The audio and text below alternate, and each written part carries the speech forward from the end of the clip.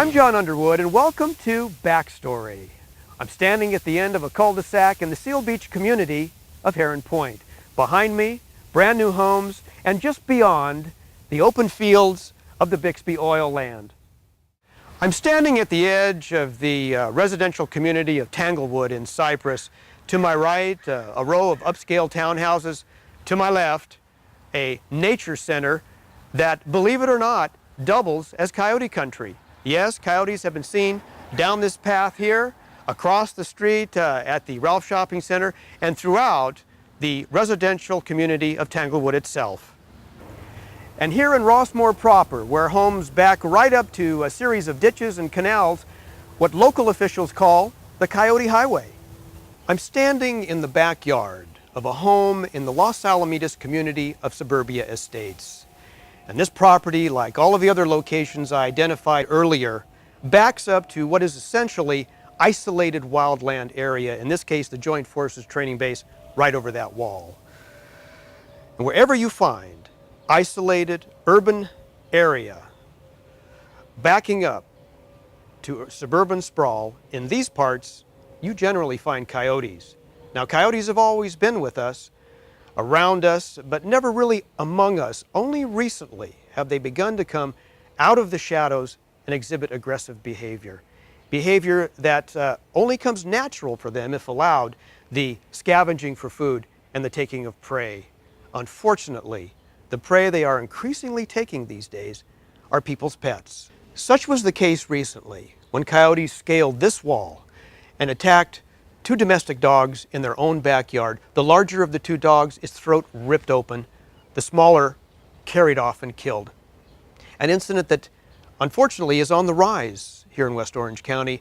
But the deeper fear that grips communities from Seal Beach to Cypress is the possibility that people, particularly children, could be next. Dr. Robert Timm of the University of California Hopland Extension Service and wildlife biologist and Professor Emeritus Rex Baker have been tracking aggressive coyote behavior in Southern California for decades now. Together, they have authored a seminal 2004 study identifying the accelerated stages of coyote aggression leading up to attacks on humans. They've been quoted by everyone from Department of Fish and Game to local residents, some of whom who live backed up to this so-called wildland interface have said they fear even sending their children, let alone their pets, out into their own backyards. And so I invited Dr. Timm and Rex Baker down to our own coyote ground zero here in West Orange County to assess the coyote threat for themselves and to tell us what, if anything, can be done about it. We're standing at the end, actually, of Orangewood Avenue as it exits east off of Los Alamitos Boulevard. We're literally at the fence of the Joint Forces Training Base that interfaces several areas where coyotes maneuver. In fact, there are coyote trails right through here. We've noticed earlier there is little to no policy in this area that would address coyotes in terms of eradication or elimination. We just simply have to learn to live with them, according to Fish and Game officials, for example. Professor Timm, you have, of course, support that view up to a point, but you have a little bit different perspective on things too. Can you explain that for us? Well, that's right. In the article you referred to in 2004, we summarized all of the problems that have occurred in urban and suburban areas, primarily Southern California, over the last 30 years or so. And what we see is an increasing number of serious incidents where coyotes interact with humans in a way that is a human health or safety threat. And sometimes that's precipitated by people intentionally feeding coyotes, which is always a bad idea. But sometimes it's just innocent folks who have their dog killed in their yard or see a coyote in the neighborhood that's becoming more aggressive toward either people riding by on bikes or small children in the yard or whatever it is. And those are the concerns that bother us, because when those types of things happen, you can't just have a do-nothing attitude. I mean, there is some management that is appropriate, I think, and necessary to try to prevent those problems, and when they occur, to try to solve them. Yeah, well, you pointed out some of those examples, and I think one of the examples you used was the example of Glendale, California, in which there was a very a serious coyote problem up in the, I know people may not know Glendale very well, but up along Chevy Chase Avenue it's quite rural up in that area and quite hilly. Well, they had a serious coyote problem up there that was not being addressed very well until a few individuals took control of the situation. Can you explain how your research flushed out those responses?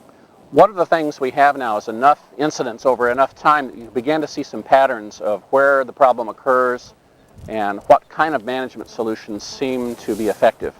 And again, most of this is anecdotal. I'm sure we don't have a complete set of information on all the incidents that have occurred, but we have some 150, 160 events that have occurred since the 1970s.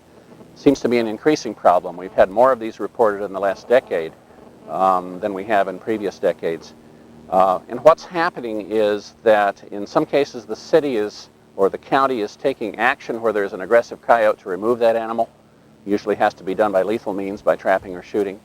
And there's also a lot of good preventive information going on in some communities. And Glendale at one time probably had the best public education program of most of the cities that have this problem in Southern California. The police department was taking a lead role in that, but they were working with neighborhood and community groups to try to teach them about ways to make the habitat less inviting for the coyotes to be coming into the urban suburban areas. Now obviously in a lot of Southern California cities we have a lot of edge between wildlands or lands that are protected or off limits to people that coyotes perhaps can spend a lot of time in and feel very. Mm-hmm. And then the habitat where we live in our residential areas, which also provides a very ample food, and perhaps even more so than some of these set-aside areas, because there's lush vegetation, there's irrigation, there are often rodents, rabbits, and other things that are prey items. And there's pet food, and there are pets, and there's other things that coyotes will be drawn into the residential area because of those resources. So we have two primary components. We have habitat area and we have food source. That's right. And of course right behind us is habitat area, the Joint Forces Training Base in Los Alamitos. Yeah. Mm-hmm. I understand there are at least 2 or 3 dens in the Joint Forces Training Base. Does this area over here look like potential habitat area for coyotes? Well, I think it does. And again, it's hard to generalize about coyotes. They're always doing something different. They're very flexible, very opportunistic. And maybe the one rule that there is about coyotes is there are no rules about coyotes. They adapt to almost any situation, and that's why they've been so hard for agricultural folks to try to deal with in terms of damage problems. But now we're seeing that problem in the suburban-urban interface. And so if we look over here and see, for example, a pile of rubble there, or some ditch banks or other locations that really there's not a lot of human activity over there perhaps, those are the ideal places for coyotes to set up a den and reproduce, and that happens typically February, March. Pups are often born in March or April. Mm-hmm. They're with the adults for a couple months, and then sometimes by that time they're on their own, finding their own territory. And so even in urban suburban areas, when the coyotes den, they try to seek an area that's kind of out of the way a little bit where they're not going to be disturbed. Sometimes they'll actually set up multiple den sites before the female gives birth to the young. And if they're disturbed too much, they'll move the pups from one den site to the next. Yeah. And then, of course, right behind your right shoulder there is one of those ditches that you're referring to, and that butts right up to the what you call the urban wildlife interface. Those are backyards of people's homes. Yes. In Los Alamitos. Is that prime traveling area for a coyote? Well, since it's fenced off and it doesn't look like there's a lot of human activity there, I would think that that's an area that coyotes could travel back and forth fairly easily and feel safe. Might not even be seen, particularly if they're traveling very early morning hours or late evening. But coyotes are bold enough, and in places in Southern California, they'll walk down the main street or down residential streets in broad daylight. And when you start seeing coyotes ignoring people and being out in the middle of the day, then you begin to worry about the fact that they've completely lost their fear of people. And I think some of them get driven over the edge when they have too much food or somebody intentionally feeds them, and then they become aggressive and become a safety threat to humans and their pets. What we do know is that when you get coyotes that have turned aggressive, it's very hard to reverse that behavior with those single individuals. And often it's just a few within a population that cause that human health and safety threat. The rest of them are ignoring people or somewhat benign, if you will. And again, then there's a sensitivity in the public toward lethal removal of coyotes or of any kind of wildlife. Because we've set up areas, they're nature areas or preserves, we need some open space amidst suburbia. And we'd like to see wildlife. Coyotes have positive values as well. And so kind of lethal removal, whether it's by trapping or shooting, is kind of the last step. It's the last solution when you've tried everything else and it doesn't work.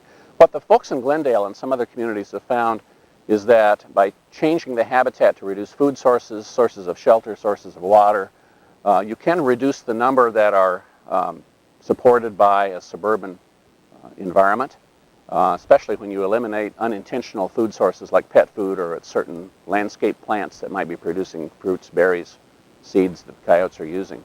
But in Glendale, they also, for a period of time, after some fairly serious incidents, removed a number of coyotes.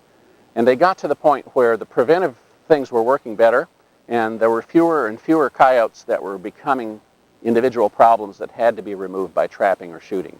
And so through time, they were actually doing a pretty good job of solving the problem and minimizing the number of coyotes that actually had to be taken out of the population. Now, let's be clear about this. When you say removing, are you referring to the actual taking of the coyote? Yes, they're killing the coyote. I mean, we would like to, in some cases, find a new home for animals rather than having to kill them. But on the other hand, there's a liability issue. If you've got a coyote that's aggressive toward people, nobody else wants it, there's no place you can dump it off where it might not also be a problem for someone else. And it's really not humane to transport animals to a different location and just turn them loose.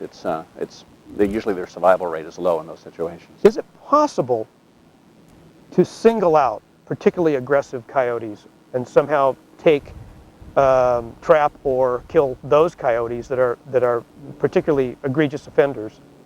Is that even possible? Well, it depends upon the individual behavior of those coyotes, if they're consistently doing things. And some of the ones that have been human health and safety problems, ones that have stalked a small child or attacked and killed a pet, sometimes they get used to human routines and they'll show up at the same location at the same time every day looking for another meal.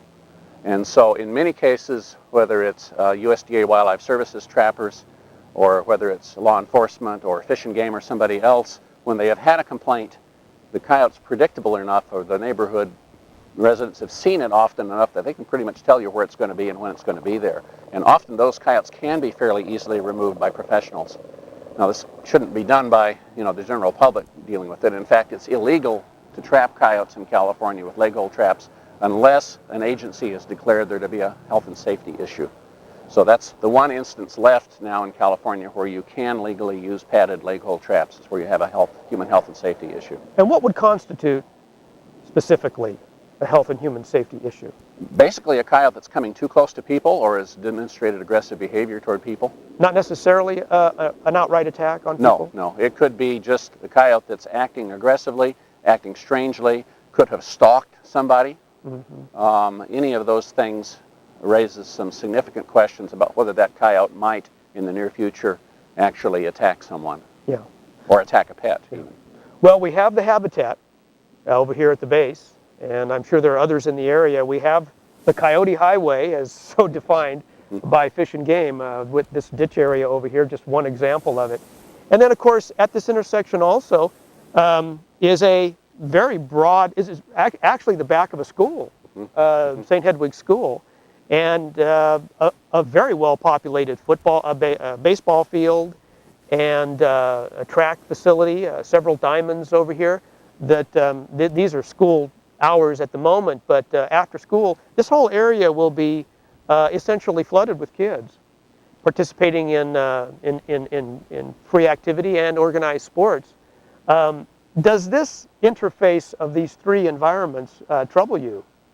Well, it does resemble some situations where we already are familiar with attack incidents that have occurred, and I think some of those have been in school properties in Orange County in the past. The potential is there, and it's really hard to predict in any one situation whether or not a future incident's going to occur. But what Rex Baker and my colleague, who's now retired from Cal Poly Pomona, has defined is when you start seeing coyotes that are either ignoring people or pretty bold around people and start approaching within fairly short distances, and I'm talking, 20, 30, 40, 50 feet or closer, And when you see coyotes in the middle of the day that are wandering around public places or parks, neighborhoods, school grounds, residential areas where there's human activity, those are all signs that you could be leading up to behavior that's going to result in an attack. And when you have coyotes attacking and killing pets, dogs and cats, and that sometimes even happens, people that are walking dogs and have them on a leash and the coyote attacks very close to the human, those are all things that seem to be precursors to human attacks taking place. Hard to predict it exactly, but that creates enough of a safety concern that I think most people would say, yes, something needs to be done about those situations. And the only thing we know now is that the removal of a few coyotes out of those populations by shooting or trapping seems to wise up the whole population. And sometimes removing 2 or 3 or 4 coyotes in a neighborhood solves the problem for months, if not years. This is Orville Lewis Park in the Highlands community of Los Alamitos. And it's along and through this fence line that coyotes have been entering these communities, residents say, on an increasing basis lately. A number of holes in this fence have been fixed by the city of Los Alamitos just recently. But patching the coyote problem in this town may prove to be a more complicated fix.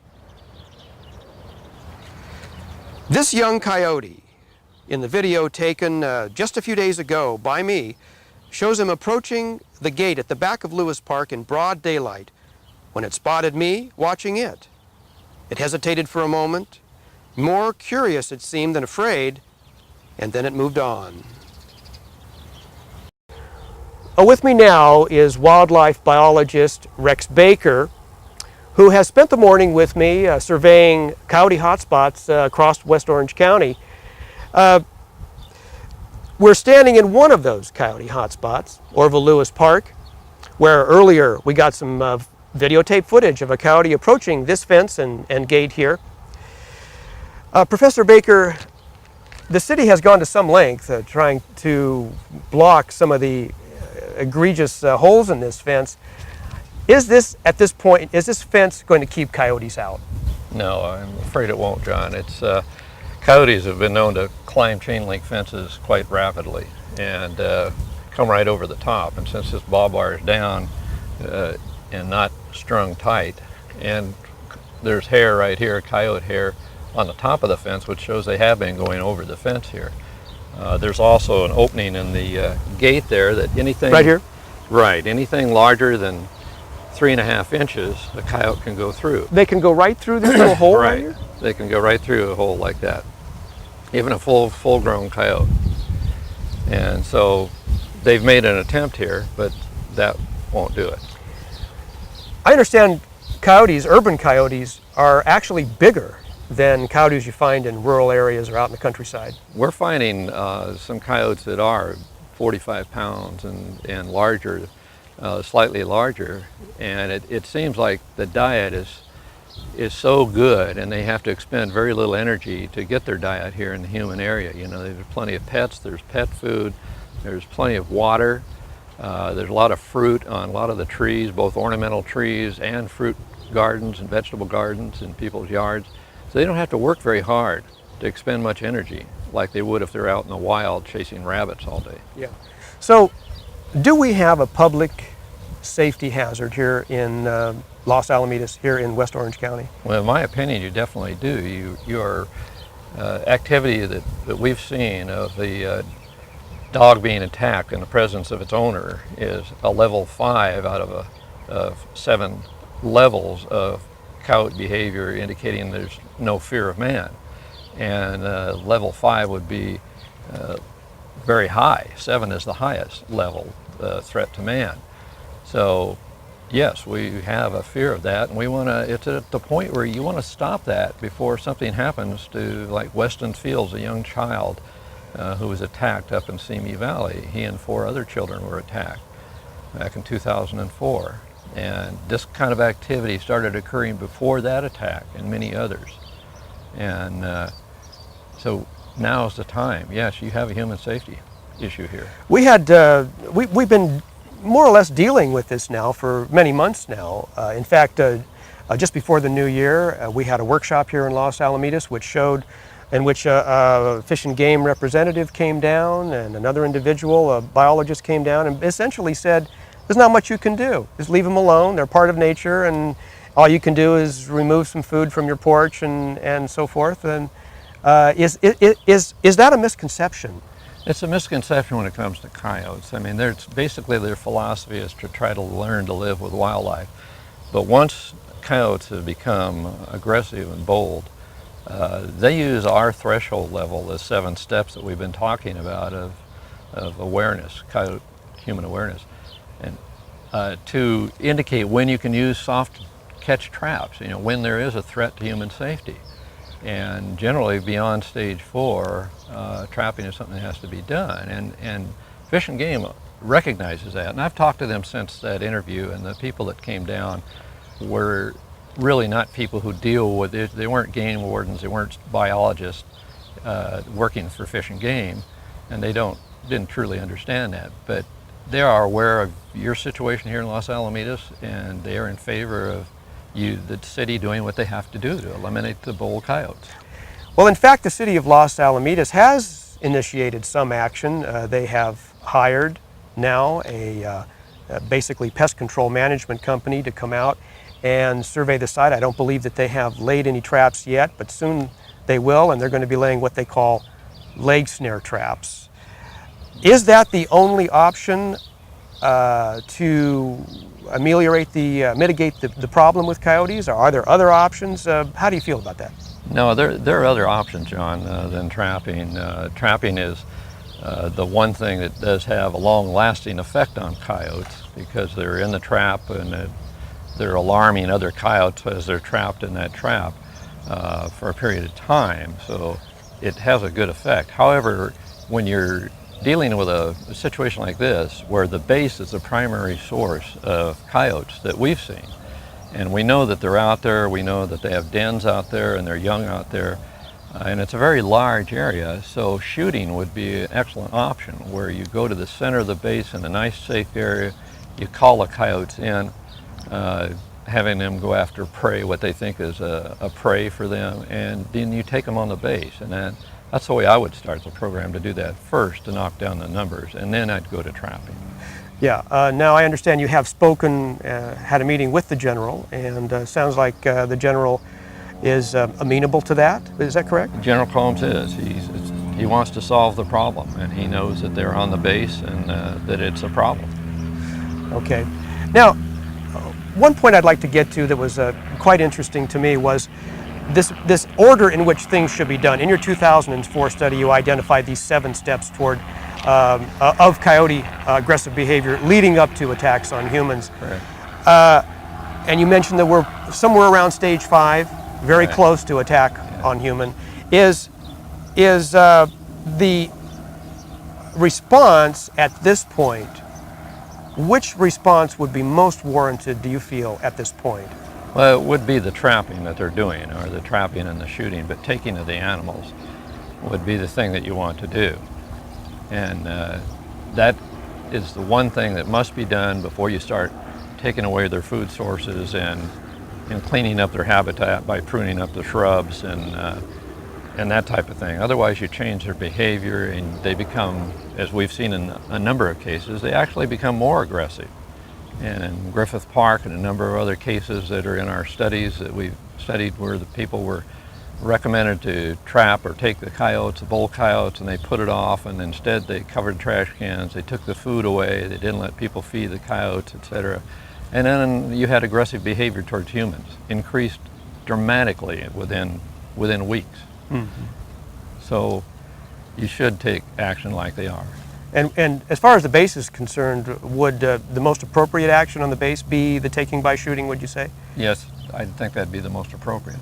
Now, they can use leg hold traps along the perimeter of the base also, but the most effective would be to go right away. And I say that now at this time of the year because the female is ready to take the young out and train them, and they're going to teach them to get their food in an urban area, and we don't want that. We want them to be afraid of mankind rather than dependent upon mankind for food.